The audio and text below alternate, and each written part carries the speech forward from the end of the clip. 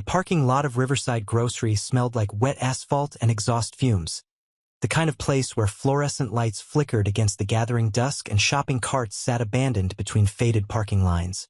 Jacob Harris was loading the last of his groceries into the trunk of his 12-year-old Honda Civic when he heard the shouting.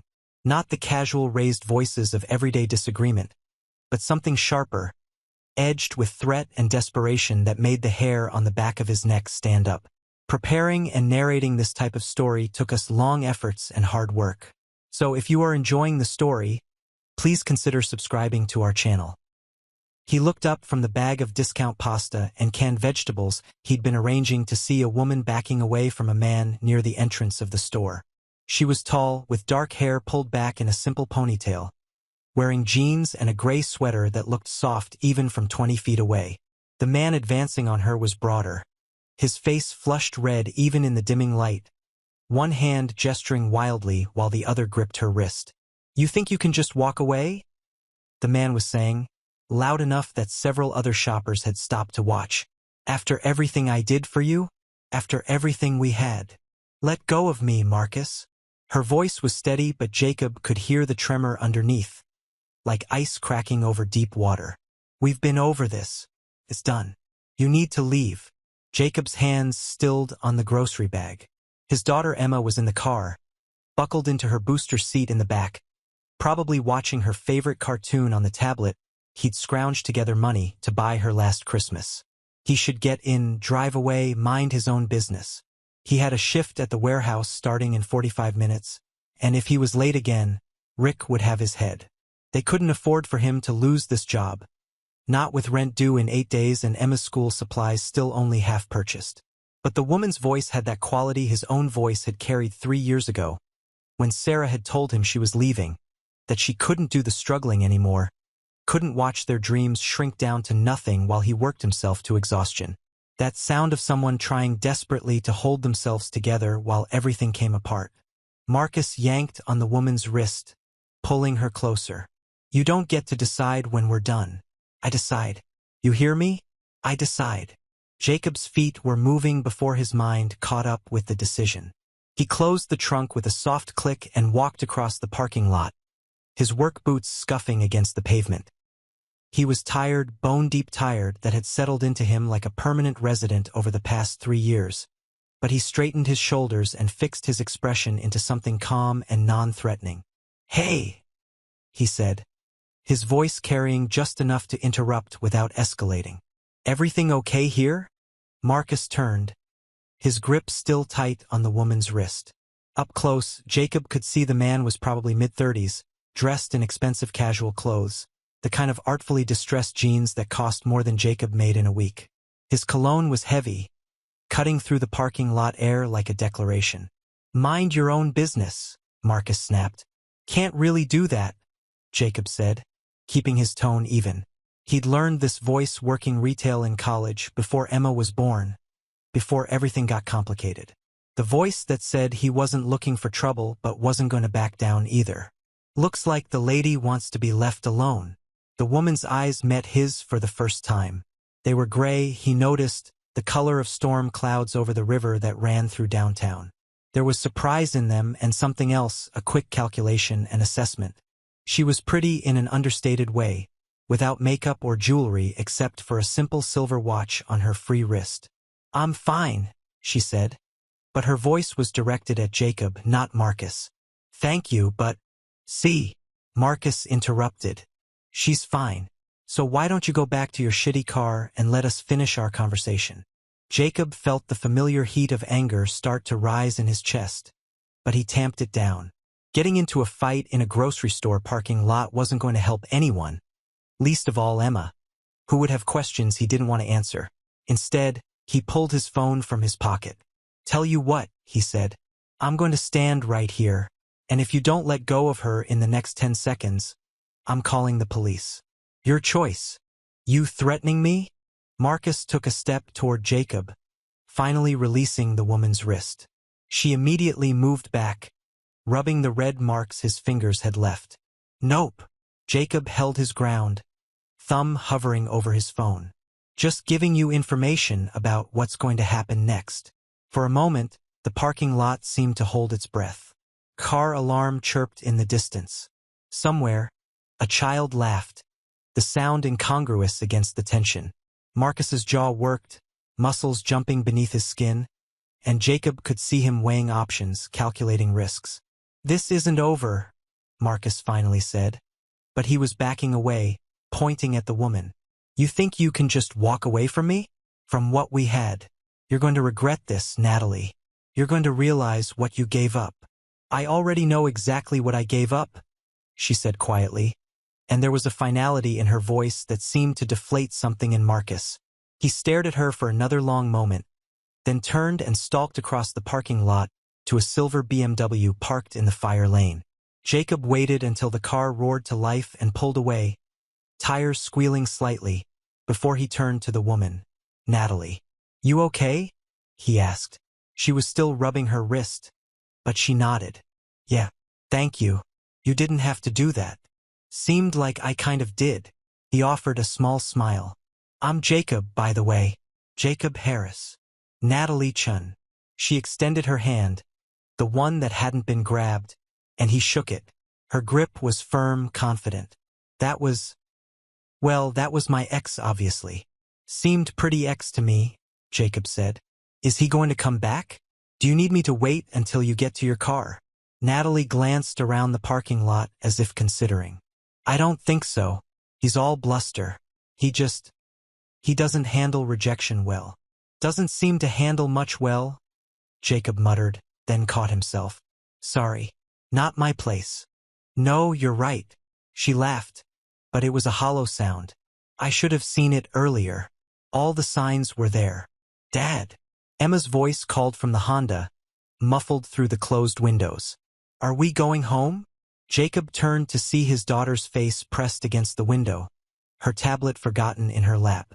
She was watching him with those wide brown eyes that saw too much, that had learned too early to read his moods and measure his stress levels.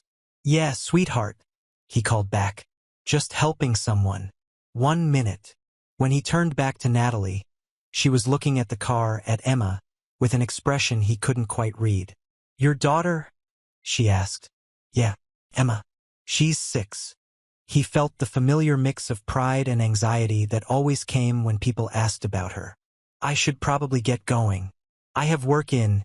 He checked his phone. 38 minutes. "Of course." Natalie reached into her purse, a simple canvas bag that had seen better days. "Here, let me at least give you my number, in case Marcus tries to cause trouble and you need to give a statement or something." Jacob accepted the business card she handed him, but when he looked at it, all it had was a phone number written in neat handwriting. "No name, no company, no title. Just in case," she said again. "And really, thank you. Most people would have just walked past." "Yeah, well," Jacob pocketed the card. "Most people aren't raising a daughter who's watching everything they do."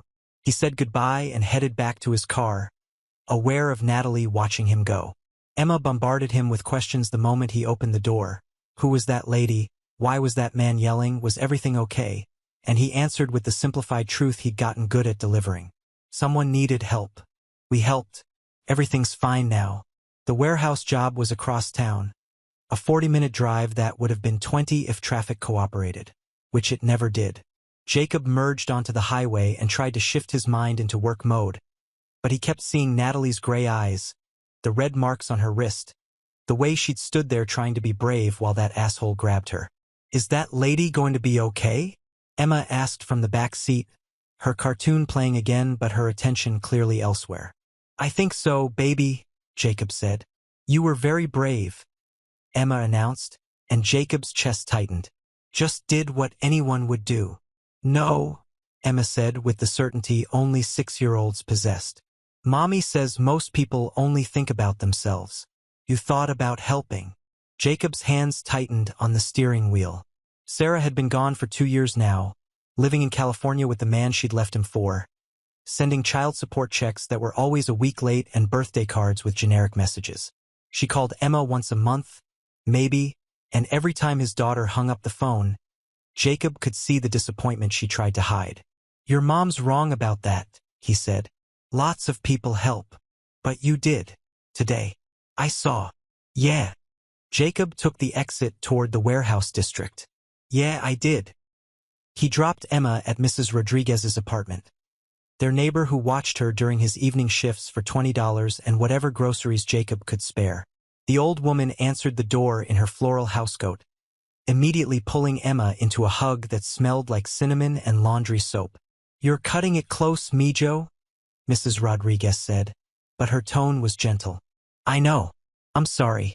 Got held up at the store. Jacob kissed Emma's forehead. Be good. Do your homework. I'll be back by midnight. I'm always good, Emma said, which was true enough that it made Jacob's heart hurt. The warehouse was a massive concrete building on the edge of the industrial district, surrounded by chain-link fence and security lights that turned the whole area into a harsh, shadowless landscape. Jacob parked in the employee lot and jogged to the time clock, managing to punch in with 3 minutes to spare. Cutting it close, Harris? Rick called from the supervisor's desk. He was a thick man with a gray beard and permanent expression of mild disappointment. Everything okay? Yeah, just traffic. Jacob grabbed his safety vest and headed for his station. No point in explaining. Rick was a decent enough boss, but he had quotas to meet and wasn't interested in excuses. The shift blurred into the familiar rhythm of scanning, sorting, lifting, moving. Jacob's body knew these motions so well he could do them half asleep, which was good because most nights he was running on 4 hours of rest and too much cheap coffee. His mind wandered as his hands worked, drifting back to the parking lot, to Natalie's voice, to the business card in his pocket with just a phone number and nothing else. He wondered what she did for work. She'd had that put-together look of someone professional, even in casual clothes. Maybe an office job, something with regular hours and benefits and a salary that didn't require calculating whether you could afford both pasta and sauce in the same shopping trip. You okay, man? His coworker Danny appeared beside him, tattooed arms moving boxes with practiced efficiency. You seem somewhere else tonight. Just tired, Jacob said. Aren't we all? Danny was 23 and trying to save money for community college. He lived with 4 roommates in a house that always smelled like weed and desperation. Hey, you still coming to Trivia Thursday? Me and Luis are going, and we need someone who knows weird history facts. Can't. Emma's got a school thing. Another lie. Emma didn't have anything Thursday. Jacob just couldn't afford the beer money that came with trivia nights. Couldn't justify spending $12 on drinks when that could buy 3 boxes of macaroni and a pound of ground beef. The night crawled forward. At 10, they got a 15-minute break, and Jacob sat in the break room eating the peanut butter sandwich he'd packed, scrolling through his phone. The card Natalie had given him was still in his pocket, and on impulse, he pulled it out and stared at the number. He wouldn't call. Why would he call? The situation was over, Marcus was gone, and there was no reason for him to insert himself into a stranger's life. Besides, he could barely manage his own existence. The last thing he needed was complications. But he took a picture of the card anyway, just in case, and tucked it back into his wallet behind Emma's school photo. Jacob's alarm went off at 5:30 in the morning, the harsh buzz cutting through dreams he couldn't quite remember. He silenced it and lay in the darkness for 60 seconds, his one indulgence before the day began, listening to the sounds of the apartment building waking up around him. Mrs. Rodriguez's television through the thin walls, speaking rapid Spanish. The couple upstairs, arguing in voices that rose and fell like waves. A car alarm somewhere in the distance, ignored by everyone.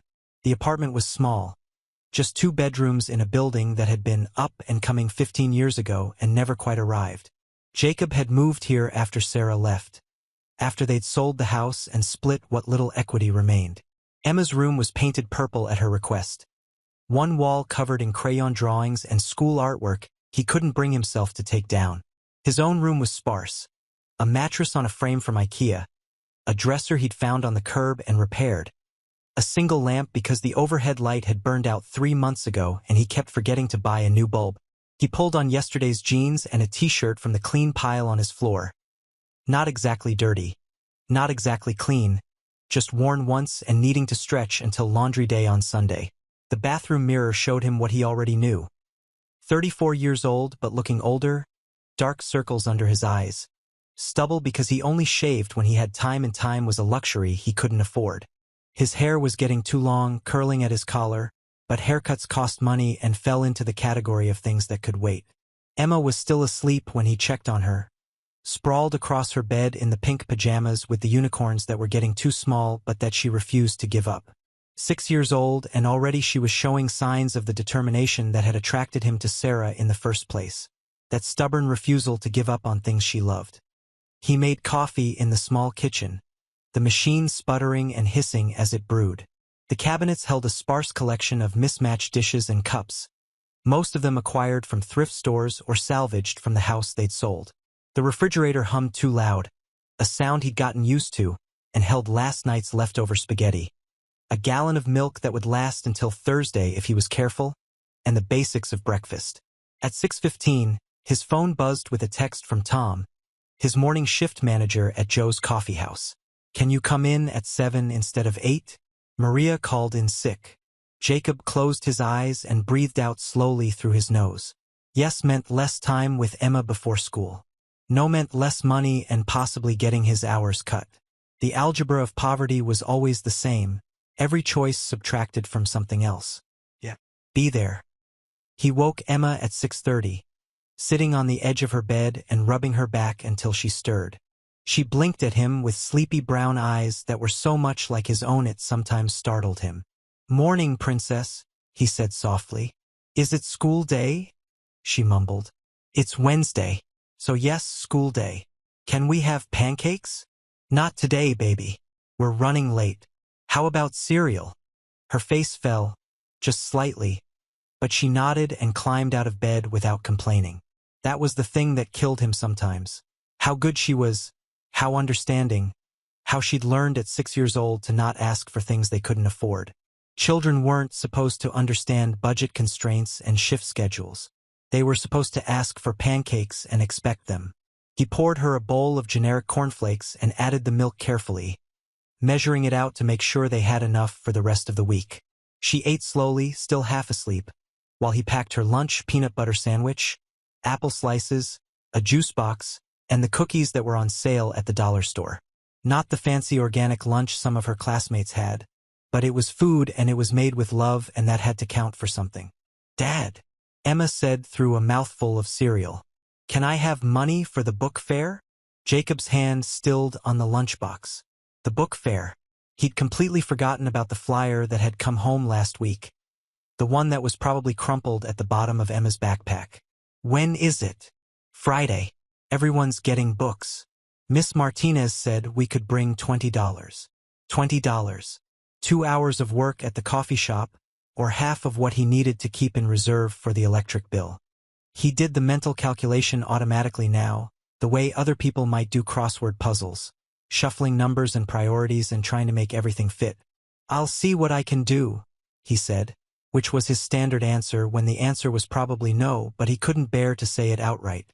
They left the apartment at 7, Emma's backpack heavy with textbooks the school couldn't provide tablets for, his own bag containing his coffee shop apron and a change of shirt.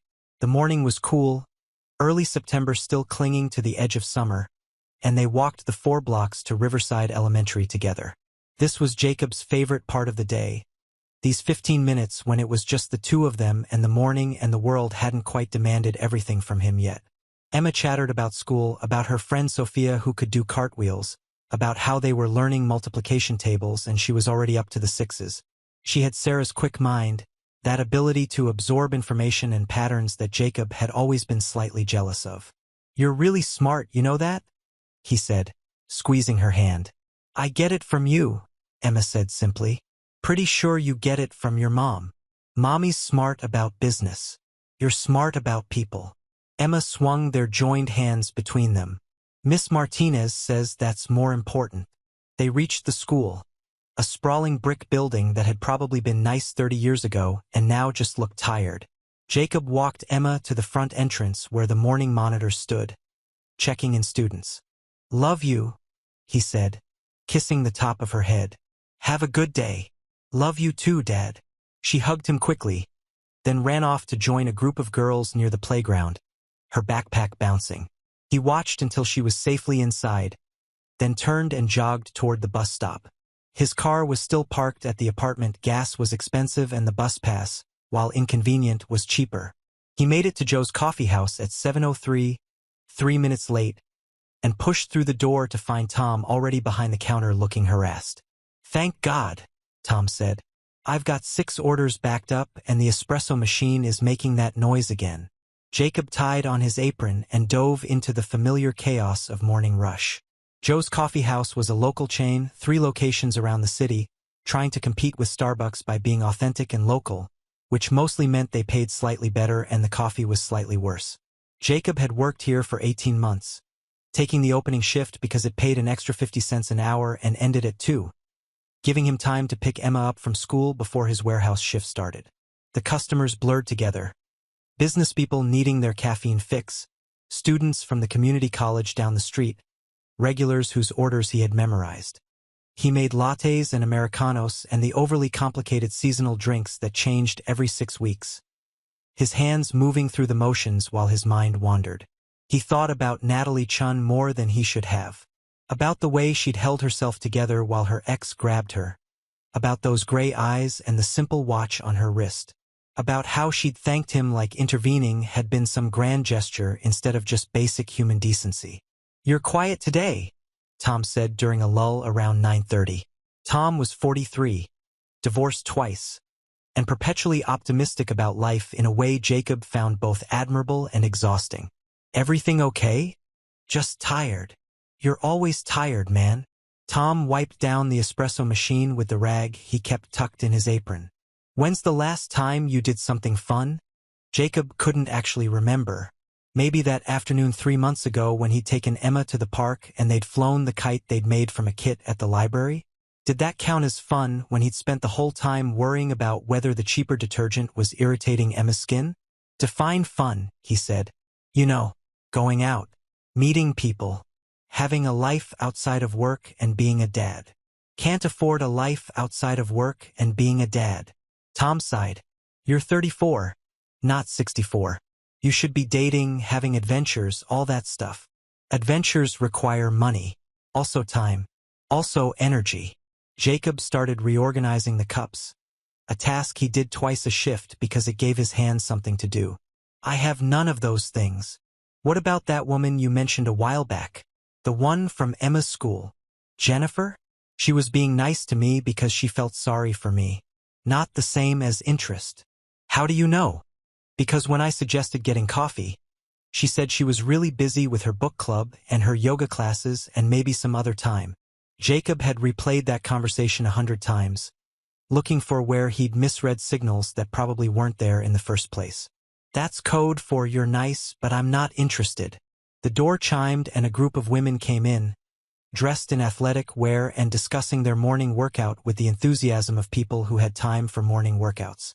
Jacob took their orders, 3 almond milk lattes, 1 with an extra shot, 2 with sugar-free vanilla, and tried not to think about how much their gym memberships probably cost. His phone buzzed in his pocket halfway through the shift. Mrs. Rodriguez, texting to remind him that she had her doctor's appointment on Friday and couldn't watch Emma that evening, which meant he needed to either skip his warehouse shift or find someone else, and finding someone else meant calling in favors he didn't have or paying rates he couldn't afford. He texted back acknowledgement and made a mental note to talk to Rick about switching shifts, even though Rick had already told him he was using too many shift swaps and needed to be more reliable. The afternoon arrived in increments. At 2:15, he clocked out, pulled off his apron, and took the bus to Riverside Elementary. He was waiting outside when Emma emerged, her face lighting up when she saw him. "Hi, Dad." "Hey, kiddo. Good day?" "We got to paint in art class and I made a rainbow. Miss Martinez said it was really good." Emma took his hand as they started walking toward the bus stop. "Can we stop at the library?" The library was 6 blocks in the wrong direction from the warehouse, which meant they'd need to take 2 buses instead of 1. But Emma loved the library with a passion that reminded Jacob of himself at that age, before life got complicated, before he understood about money and bills and how dreams could shrink down to just trying to make it through the week. "Quick visit," he said. "I have to be at work by 4. Emma's face split into a grin and they changed direction, heading toward the large brick building that housed the Riverside Public Library. It was one of the few places in the city that still felt generous.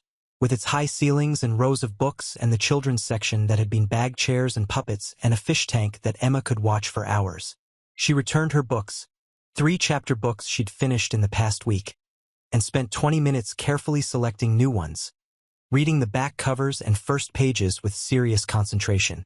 Jacob sat in one of the worn armchairs near the children's section, watching her and feeling something in his chest unclench slightly. This was what he was working for.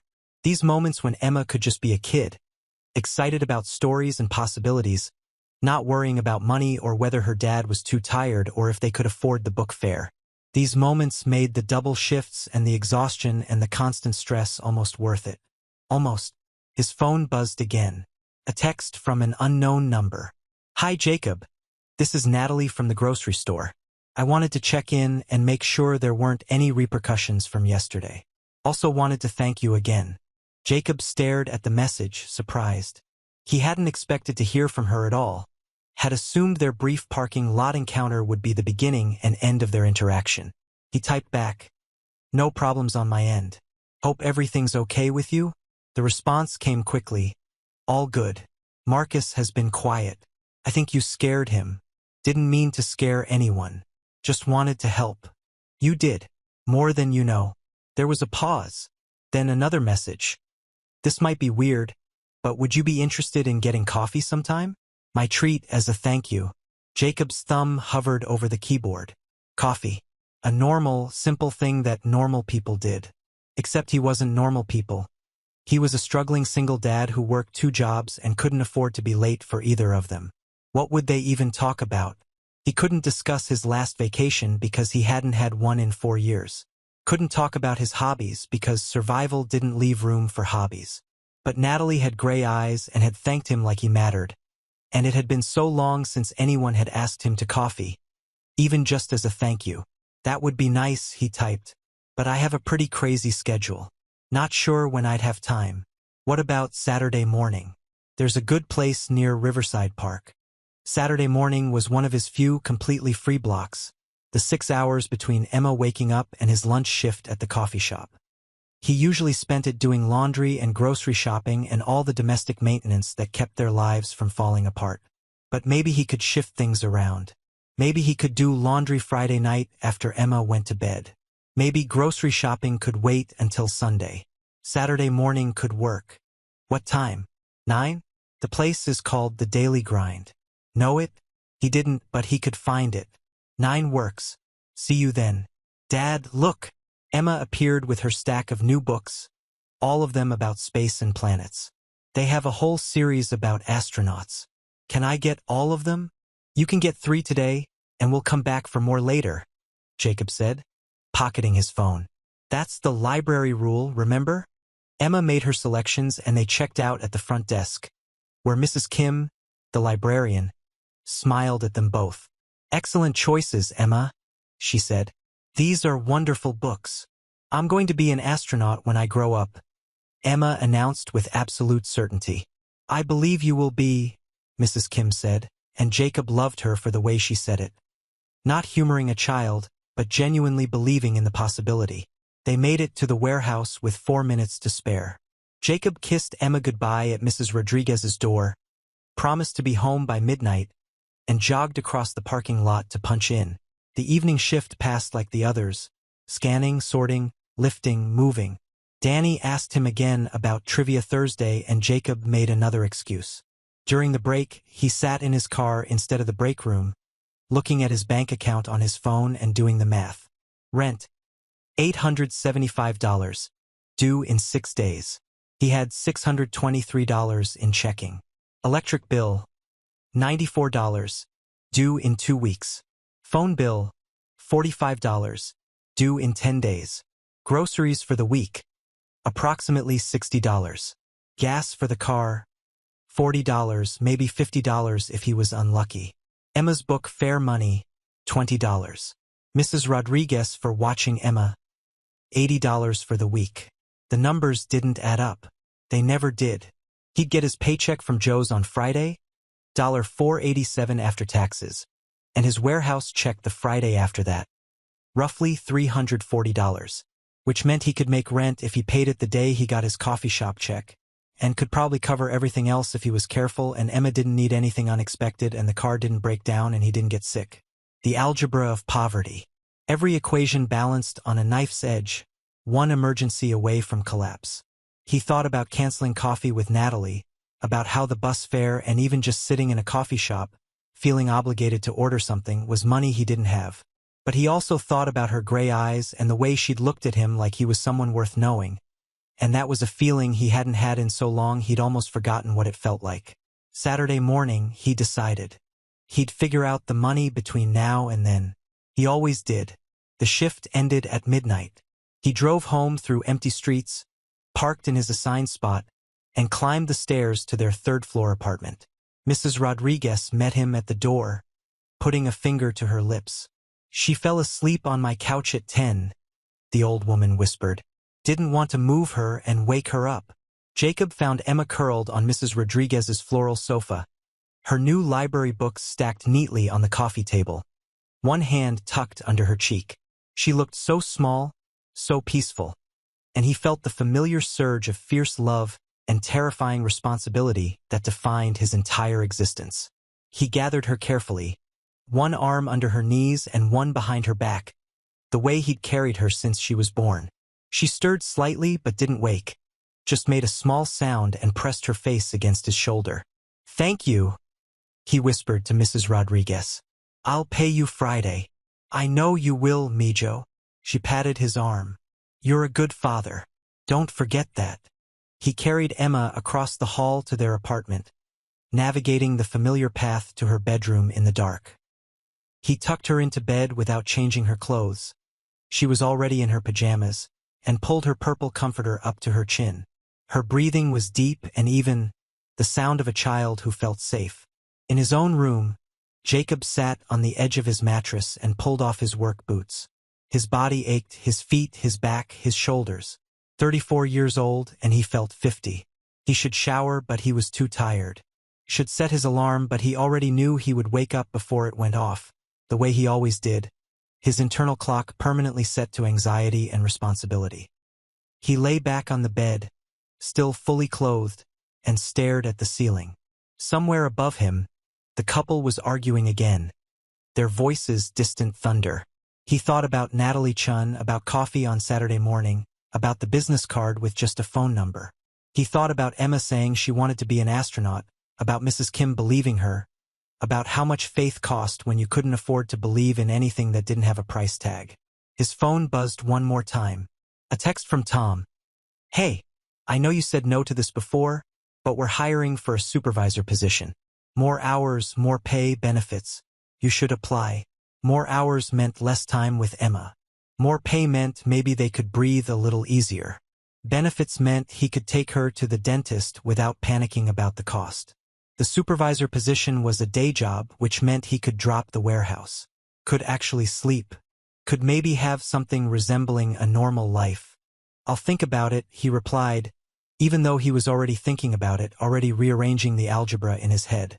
Sleep came in fragments, the way it always did.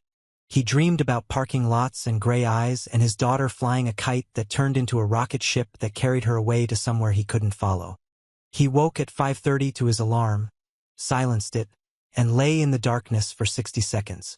Then he got up and the day began again.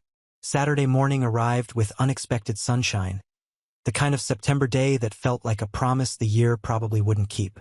Jacob woke at 7 without his alarm, his body too conditioned to early mornings to sleep in even when given the chance. Emma was still asleep, sprawled across her bed with one leg hanging off the side, and he had 2 hours before he needed to meet Natalie. 2 hours to shower, to find clothes that didn't look like he'd pulled them from a laundry pile, to figure out what exactly he was doing meeting a woman for coffee when his life had no room for complications. He stood in front of his closet, really just a tension rod hung in the corner of his room, and assessed his options. Most of his clothes were work clothes, the Joe's Coffee House t-shirts he wore under his apron, jeans that had seen better days, the cargo pants required for the warehouse. He had one pair of khakis from a job interview 2 years ago, slightly wrinkled but passable. A button-down shirt that Sarah had bought him before everything fell apart, blue with thin white stripes, that still fit if he didn't breathe too deeply. He showered, shaved for the first time in a week, and even found cologne in the back of the medicine cabinet. A bottle Emma had given him for Father's Day, purchased with money Mrs. Rodriguez had fronted her. It smelled like pine trees and optimism. Emma woke at 8:30, padding into the kitchen where Jacob was attempting to make actual breakfast. Scrambled eggs and toast. Nothing fancy but better than cereal. "You look nice," she said, climbing onto one of their mismatched kitchen chairs. "Are you going somewhere?" "Meeting someone for coffee," Jacob said, plating the eggs. "Like a date?" "No, just a thank you coffee. Remember that lady from the parking lot? I helped her and she wanted to say thanks." Emma considered this with the seriousness she brought to all matters. "Is she pretty?" "Emma, it's okay if she is. Mommy says you should date more." Jacob nearly dropped the pan. "You talked to Mom about this?" "Last time she called. She asked if you had a girlfriend and I said no. And she said you should because you're too sad all the time." Emma said this matter-of-factly, taking a bite of eggs. "Are you too sad?" "I'm not sad, baby. I'm just busy." "That's different. Very different." Jacob sat down across from her with his own plate, though his appetite had vanished. "You know I'm happy, right? I'm happy because I have you." "I know." Emma reached across the table and patted his hand, a gesture so adult and nurturing it made his chest ache. "But you can be happy with me and have a girlfriend. Mrs. Rodriguez says humans need community." "Does Mrs. Rodriguez say anything else I should know about?" "She says you work too hard and should eat more vegetables." Emma grinned. "And that I'm a delight." "Well, she's right about that part." He left Emma with Mrs. Rodriguez at 8:45, ignoring the knowing look the old woman gave him when she saw his nice shirt. The daily grind was a 30-minute bus ride away, in a neighborhood Jacob didn't usually venture into, the kind of area where renovated brownstones sat next to boutique shops and restaurants with small batch everything and prices to match. He arrived at 8:58, slightly sweaty from the walk from the bus stop, and found Natalie already waiting at a table near the window. She looked different in the better light, or maybe he'd just been too focused on the situation to really see her before. She wore jeans again, this time with a green sweater that brought out something warm in her gray eyes, and her hair was down, falling past her shoulders in dark waves. "Hi," she said, standing as he approached. "You made it." "Yeah. Sorry if I'm a little—" He gestured vaguely at himself at the light sheen of sweat he could feel on his forehead. "You're perfect. Sit. What can I get you?" Jacob glanced at the menu board behind the counter and felt his stomach drop. The cheapest coffee was $5. The pastries started at $6. This place probably got its beans from specific mountains in Guatemala or something equally pretentious. "Just a regular coffee is fine," he said. "Black. Are you sure? The almond croissants here are incredible." "Coffee's great, really?" Natalie ordered for both of them, his coffee, her own latte, and 2 almond croissants despite his protest, and insisted on paying when he reached for his wallet. They settled at the table with their drinks, and for a moment, the conversation stalled into awkward silence. "So," Natalie said finally, "I really do want to thank you again. For Tuesday. I've been dealing with Marcus for 3 months.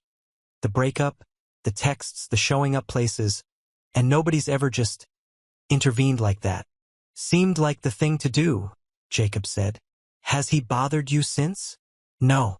I think seeing someone willing to call the police actually got through to him." She wrapped her hands around her latte cup. "Or maybe he just found someone else to obsess over. Either way, I'm grateful." "Well, glad I could help." Jacob sipped his coffee, which was, he had to admit, significantly better than the swill they served at Joe's. "How'd you end up with someone like that anyway, if you don't mind me asking?" The classic story. He was charming at first. Successful, confident, knew all the right things to say. Natalie broke off a piece of croissant. "By the time I saw the controlling behavior, the possessiveness, I'd already invested a year. And he was very good at making me doubt myself." "Yeah, people like that usually are." "You sound like you're speaking from experience." Jacob hesitated. He didn't usually talk about Sarah, about how their marriage had fallen apart in slow motion, but something about Natalie's direct gaze made him want to be honest. My ex-wife, he said. Different situation, but yeah. She wasn't abusive or anything. Just, I think we both realized we wanted different things. She wanted success and security, and I wanted to be a good dad. And it turned out those things didn't overlap as much as we'd thought. Is that why you were at the grocery store at 6 p.m. on a Tuesday with a cart full of budget pasta? Jacob laughed, surprised by her bluntness. That obvious, huh? I noticed. Natalie's expression was gentle. I also noticed your daughter in the car, and the way you looked at your phone like you were calculating whether you had time to help me before you had to be somewhere else. I had a warehouse shift at 7. And yeah, time's usually pretty tight. He felt defensive suddenly, exposed in a way he didn't like.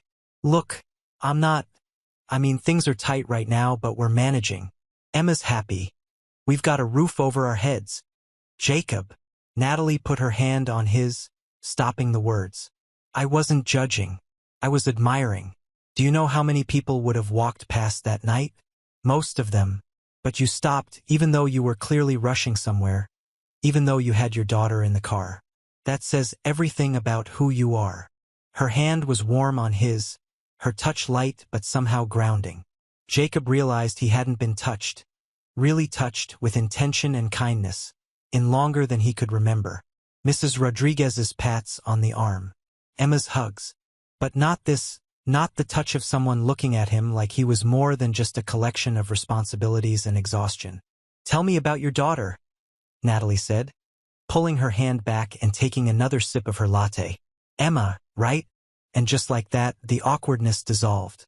Jacob could talk about Emma for hours, about her love of space and her determination to master multiplication tables, about how she taught herself to make friendship bracelets from a YouTube video, about her habit of reading books under her covers with a flashlight even though he told her 100 times it was bad for her eyes. She sounds amazing, Natalie said when he finally paused. You must be so proud. Every single day. Jacob realized he'd eaten his croissant without noticing. It had been that good. What about you? Kids? No. I always thought maybe someday, but... She shrugged. Life keeps happening instead. What do you do? For work? Natalie's expression shifted slightly, something guarded moving behind her eyes. I work in business consulting, corporate restructuring, efficiency analysis, that sort of thing. It's pretty boring, honestly. Pays better than pulling espresso shots, I bet. Different worlds.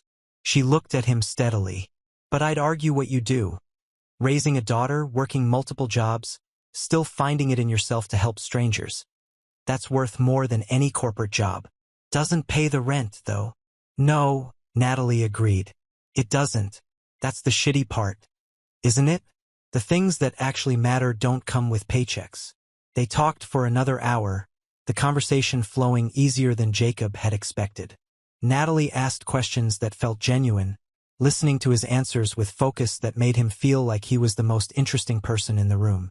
She told him about growing up in Seattle, about her parents who'd immigrated from Taiwan and built a small restaurant that became a local institution, about her own complicated relationship with success and expectations.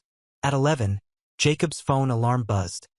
A reminder that he needed to start heading to his lunch shift at Joe's. I should go, he said reluctantly. I have work at noon. Saturday work? Yeah, I pick up lunch shifts on weekends when I can. Extra money, you know?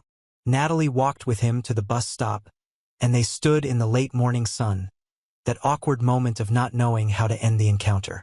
I'd like to do this again, Natalie said. If you're interested. Yeah, I'd like that too. Jacob meant it, which surprised him. I'm not sure when. My schedule's pretty crazy. We'll figure it out. She pulled out her phone.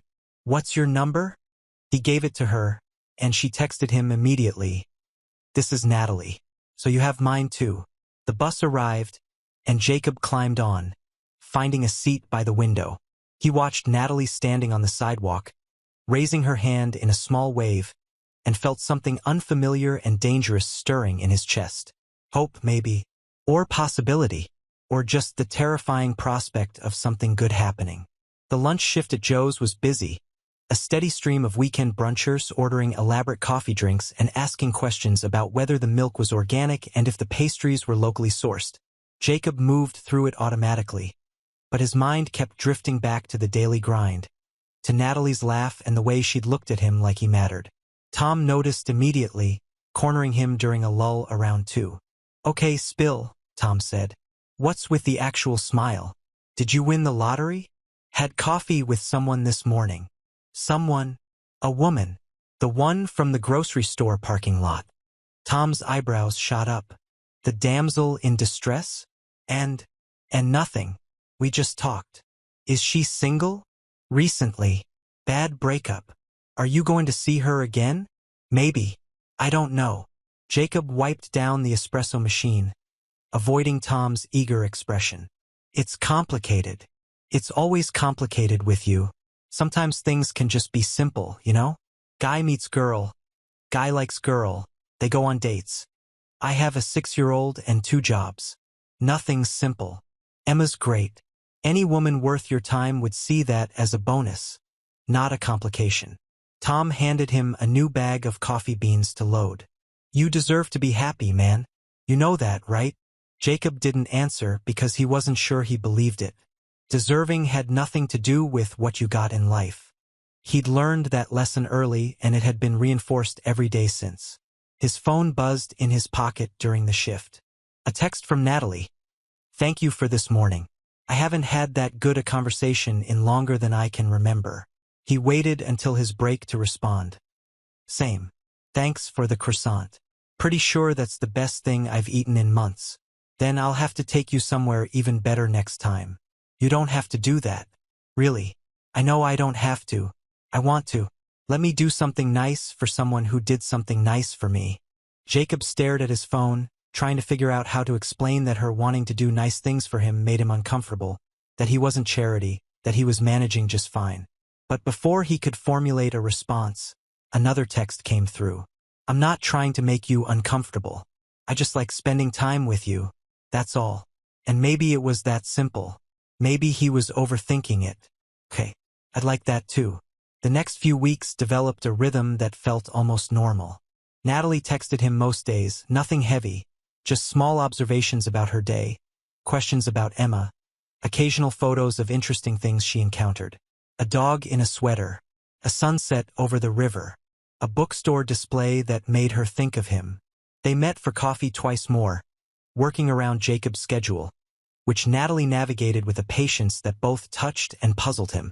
She never complained when he had to reschedule, never pushed for more time than he could give, never asked why he always suggested the cheapest menu items. Emma noticed the change in him, the way he checked his phone more often, the rare smile that appeared when he was reading messages.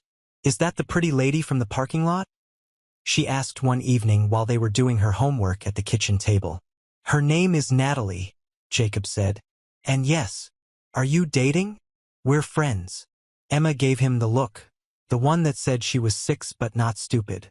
"Daddy, grown-ups don't smile at their phones like that for just friends. Since when are you an expert on grown-ups?" "I watch people."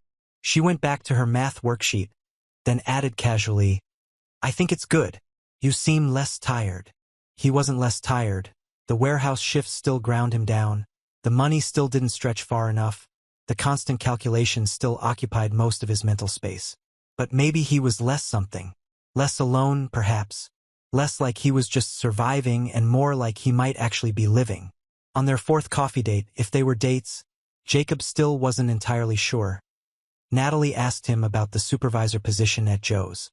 "Tom mentioned it," Jacob said. "More hours, more pay, actual benefits. It would mean dropping the warehouse job." "That sounds like a good thing." "It would be. Except the hours are longer during the week, which means Emma would have to stay with Mrs. Rodriguez more often. And it's not that much more money, maybe an extra $300 a month after taxes. Enough to breathe a little easier, but not enough to really change anything." "What would changing things look like?" Natalie asked, genuinely curious. Jacob thought about it. "Having enough in savings that an unexpected car repair doesn't send me into panic mode. Being able to buy Emma new clothes instead of waiting for sales at the thrift store. Maybe taking her somewhere on vacation, even just a weekend camping trip. Not having to choose between her book fare money and keeping the heat on. You had to make that choice? He hadn't meant to say that last part. It worked out. I moved some things around. Natalie was quiet for a moment, stirring her latte with deliberate focus. Can I ask you something?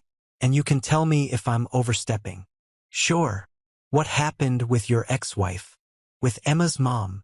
Jacob sighed. The short version? Sarah and I met in college.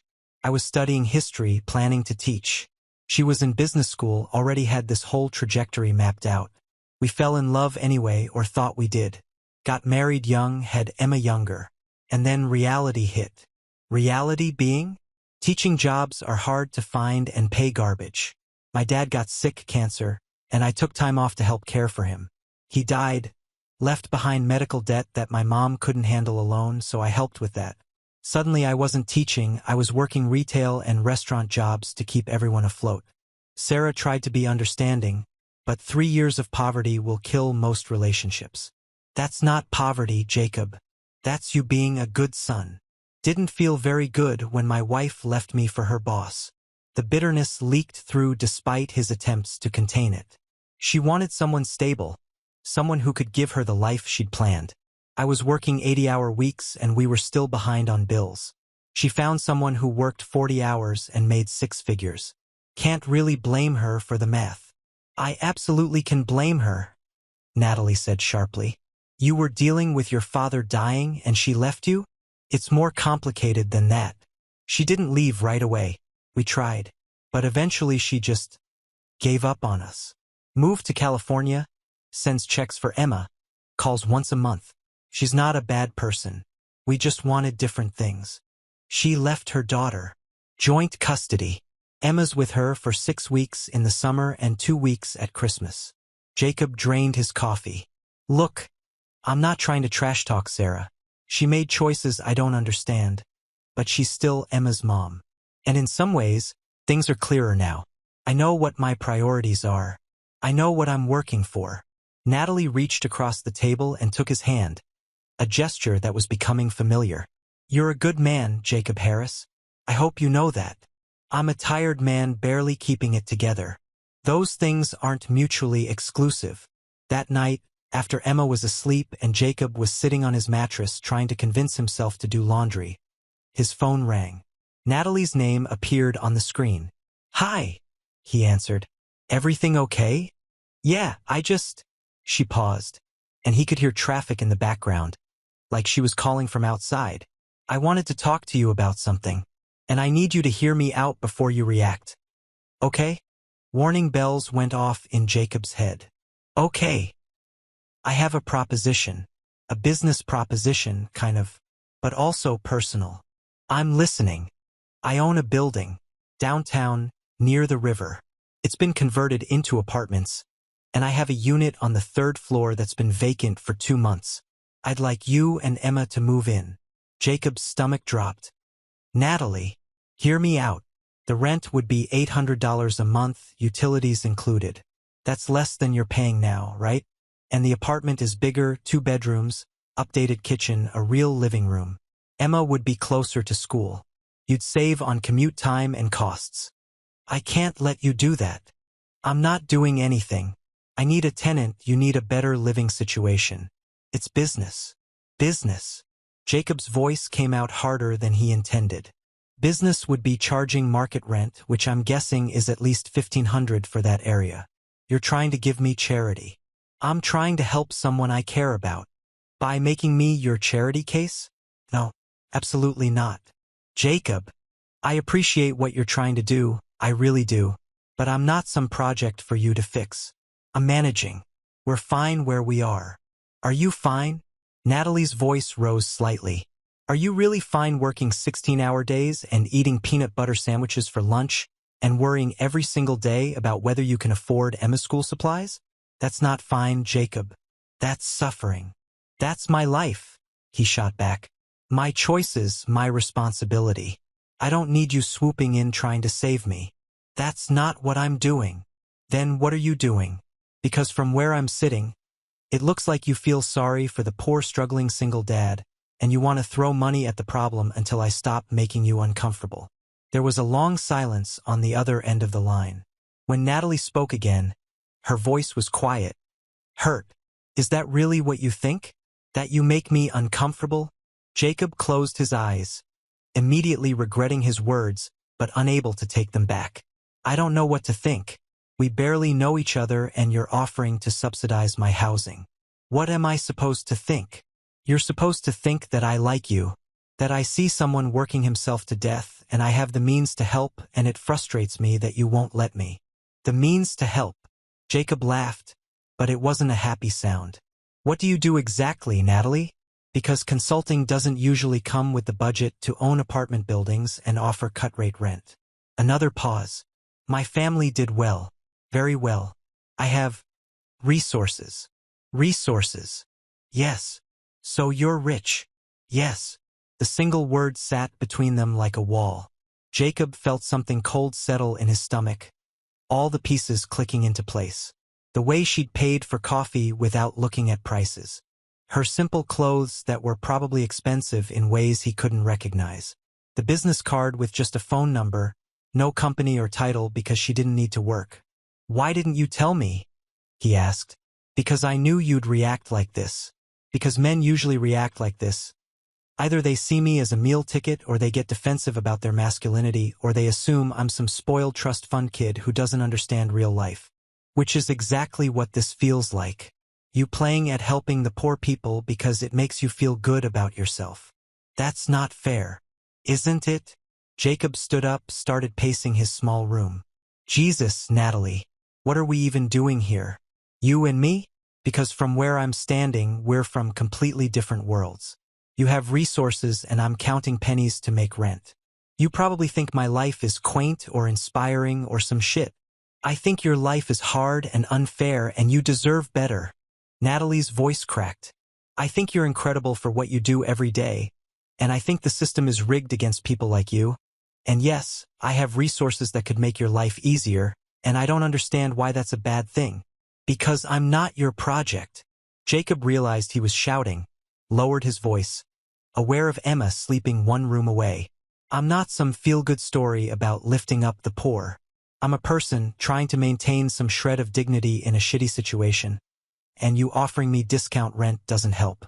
It just highlights everything I can't provide for myself. That's your pride talking. Yeah, it is. Because pride is about all I have left. He could hear Natalie breathing on the other end. Could imagine her standing somewhere in her expensive life, trying to understand why the struggling single dad didn't want her help. I'm sorry, she said finally. I shouldn't have offered without thinking about how it would make you feel. I just saw an opportunity to make things easier and I took it. That was presumptuous. Yeah, it was. Does this mean you don't want to see me anymore? Jacob sat back down on his bed, suddenly exhausted. Did he want to stop seeing her? No. Did he see how this could possibly work between them? Also no. I don't know, he said honestly. I like you, Natalie. I really do. But I don't know how to be around someone whose life is so completely different from mine. I don't know how to not feel like Charity. You're not Charity. You're someone I care about. Those things might not be as different as you think. More silence. Jacob could hear his own heart beating, could feel the familiar weight of exhaustion settling back over him. Can we table this? Natalie asked. Not decide anything tonight? Just think about it. Yeah. Okay. Okay. A pause. For what it's worth, Jacob, I really do care about you. Not as a project. As a person. I know you don't believe that right now, but it's true. I want to believe it, he said. I'm just not sure I can. They said goodbye and hung up. Jacob sat in the dark of his room, listening to the sounds of the building, the couple upstairs arguing about something, Mrs. Rodriguez's television playing late-night reruns. He thought about Natalie in whatever house or apartment she owned, probably in a neighborhood where the streets were clean and the buildings were well-maintained and nobody argued loud enough for the neighbors to hear. Different worlds. And he didn't know how to bridge that gap without losing himself in the process. He didn't hear from Natalie for 3 days. No texts, no calls. just silence where there had been constant communication. Jacob told himself it was for the best, that they'd both realized this wasn't going to work, that they should cut their losses before things got more complicated. But he missed her. Missed her texts, her laugh, the way she listened like his words mattered. Missed feeling like maybe his life could include something beyond just surviving. On Thursday, he was working the evening shift at the warehouse when his phone rang. Unknown number. Is this Jacob Harris? A woman's voice, official. Yes. This is Officer Patricia Reeves with the Riverside Police Department. I'm calling about an incident involving Natalie Chen. Jacob's heart stopped. Is she okay? She's fine physically, but there was an incident tonight at her residence. Her ex-boyfriend Marcus Welland was arrested. Jacob's heart stopped. Is she okay? She's fine physically, but there was an incident tonight at her residence. Her ex-boyfriend Marcus Welland was arrested for breaking and entering, destruction of property, and violating a restraining order. Ms. Chun gave us your name as someone who witnessed his previous harassment. We'd like you to come down to the station to give a statement. I'll be right there. Jacob was already moving, pulling off his safety vest. Which station? Officer Reeves gave him the address. Jacob found Danny, explained there was an emergency, and left without clocking out. Rick would be pissed, might even fire him, but none of that mattered. Natalie was in trouble. The police station was a 40-minute drive. Jacob made it in 30. His old Honda pushed to speeds it hadn't reached in years. He found Officer Reeves at the front desk, a tired-looking woman in her 40s with gray streaking through her dark hair. Mr. Harris? Come with me. She led him to a small room where Natalie sat at a metal table, a styrofoam cup of coffee untouched in front of her. She looked up when he entered, and something in her expression cracked. Jacob, she said, and he was around the table in 2 strides, pulling her into a hug before he could think about it.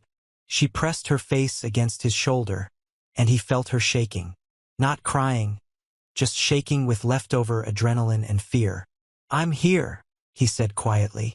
I'm right here. Officer Reeves gave them a moment, then cleared her throat. Mr. Harris, we need your statement about the incident at Riverside Grocery on September 8th. Ms. Chun has already filed a restraining order based on tonight's events, but any prior incidents strengthen the case. Jacob gave his statement. Everything that had happened in the parking lot, Marcus's threats, the way he'd grabbed Natalie's wrist. When he was finished, Officer Reeves nodded. This is helpful. Mr. Welland is being charged with multiple offenses. With your testimony and the evidence from tonight, he'll likely face jail time. What did he do tonight? Jacob asked. Natalie's hand found his under the table. He broke into my house, smashed some things, was waiting for me when I got home from work. If my neighbor hadn't heard the breaking glass and called the police, she trailed off. Jacob's jaw tightened. Did he hurt you? No. The police got there before he could do more than yell and throw my laptop across the room. But Jacob, he was saying things about you, about how you ruined us, how you were probably just some loser trying to take advantage of me. He'd been following me. He knew we'd been seeing each other. I'm sorry, Jacob said, though he wasn't sure what he was apologizing for. Don't. Natalie squeezed his hand. You have nothing to be sorry for. I'm the one who should apologize. I've been thinking about what you said the other night about pride and dignity and me treating you like a project. You were right. I wasn't seeing you as an equal. I was seeing you as someone I needed to save. That wasn't fair. Officer Reeves excused herself, giving them privacy. Jacob and Natalie sat in the fluorescent-lit room, hands clasped on the metal table. I overreacted too, Jacob said. When you offered the apartment, I made it about my ego instead of just hearing what you were trying to say. Which was? That you care about me, that you wanted to help. He rubbed his thumb across her knuckles. I'm not good at accepting help. After Sarah left, after everything with my dad, I built this wall around myself. Told myself that if I could just handle everything alone, I'd be okay. But that's not living, is it? That's just surviving. You're allowed to need people, Jacob. I know. I'm working on believing it. He met her gray eyes. Can I ask you something? Anything. When you look at me, what do you see? Honestly. Natalie was quiet for a moment, considering. I see someone strong. Not because you don't need help, but because you keep showing up every day even when it's hard. I see a good father. A good man. Someone who stops to help strangers in parking lots, even when he's running late for work. She paused. I see someone I could fall in love with. If you'd let me. Jacob's breath caught. Natalie. I know it's fast. I know we're still figuring this out. But I need you to know that's what I see. Not a project. Not charity. Someone I want in my life. He kissed her then. There in the police station with fluorescent lights buzzing overhead and the smell of bad coffee in the air. It wasn't romantic or cinematic, but it was real, and that mattered more. When they pulled apart, Natalie was smiling. So what now? Now I take you somewhere safe. You're not going back to your house tonight, not after what happened. I have a hotel room booked. Officer Reeves helped arrange it. Good. Jacob stood, pulling her up with him. And tomorrow we figure this out. Really figure it out. No more me being defensive about money. No more you trying to fix everything. We just talk, honestly, about what this is and what we both need. I'd like that. They left the station together. Jacob drove her to the hotel, a modest place near the river, and walked her to her room. Do you want me to stay? He asked. I can sleep in the chair, just so you're not alone. Natalie shook her head. I'm okay. Go home to Emma. But Jacob, thank you for coming, for being here. Always, he said, and realized he meant it. The next morning was Saturday. Jacob woke early as always, made Emma pancakes. Actual pancakes, from the box mix they saved for special occasions, and told her they were going to see Natalie. The pretty lady. Emma's face lit up. Can I wear my blue dress? Sure. Baby, go get dressed. They met Natalie at Riverside Park, a sprawling green space along the water where families gathered on weekends. Natalie was waiting by the entrance, and when she saw them, her face softened with something Jacob was starting to recognize as affection. You must be Emma, Natalie said, crouching down to the little girl's level. Your dad has told me so much about you. Emma assessed her with the solemn intensity only 6-year-olds possessed. Are you my dad's girlfriend? Emma. Jacob felt his face heat, but Natalie laughed. I'd like to be, if that's okay with you. Do you make him happy? Emma asked. I try to. Then it's okay. Emma grabbed Natalie's hand with the easy acceptance of childhood. Can we go to the playground? They spent the morning at the park. Emma played while Jacob and Natalie sat on a bench, watching her and talking through everything that had been left unsaid. The money difference. The apartment offer, which Jacob tentatively agreed to revisit in 6 months, after they dated long enough to know if this was real. The warehouse job, which he'd already decided to quit for the supervisor position at Joe's. I'm going to screw this up sometimes, Jacob said. The pride thing. It's not going to disappear overnight. I'm going to screw up too, Natalie replied. I'm used to solving problems with resources. That's how I was raised. But I'm learning that some things aren't problems to solve. They're just life to live. Together, Jacob asked. If you'll have me. Emma ran up then, breathless and grinning. Natalie, do you like space? Because I'm going to be an astronaut. I think space is incredible, Natalie said seriously. What's your favorite planet? Saturn. Because of the rings. Excellent choice. Did you know? Jacob listened to Natalie explain something about Saturn's moons, watched Emma's face light up with the kind of joy that made all the struggle worthwhile. He thought about the future. Still uncertain, still complicated, but maybe containing possibilities he'd stopped letting himself imagine. That night, after Emma was asleep and Jacob was sitting on his mattress, his phone buzzed. Thank you for today, Natalie wrote. Both of you. Thank you for giving us a chance, he replied. You know what I realized? I don't need to save you. You're already saving yourself, every single day. I just want to be there while you do it. Jacob stared at the message for a long moment, feeling something tight in his chest finally loosen. I think I can live with that, he typed back. 3 months later, Jacob still worked at Joe's coffee house, but as supervisor now with actual benefits and regular hours. He'd quit the warehouse, and while money was still tight, he could breathe. The apartment with Natalie, they'd talked about it more, decided to wait, but she'd helped him negotiate a better rate with his current landlord, using her business consulting skills in ways that didn't wound his pride. Emma loved Natalie, who showed up for school events and helped with homework and never tried to replace Sarah but carved out her own space in their lives. And Jacob? Jacob was learning that accepting help wasn't weakness. That pride had its place, but so did community. That he could be a good father and a good man and still need people.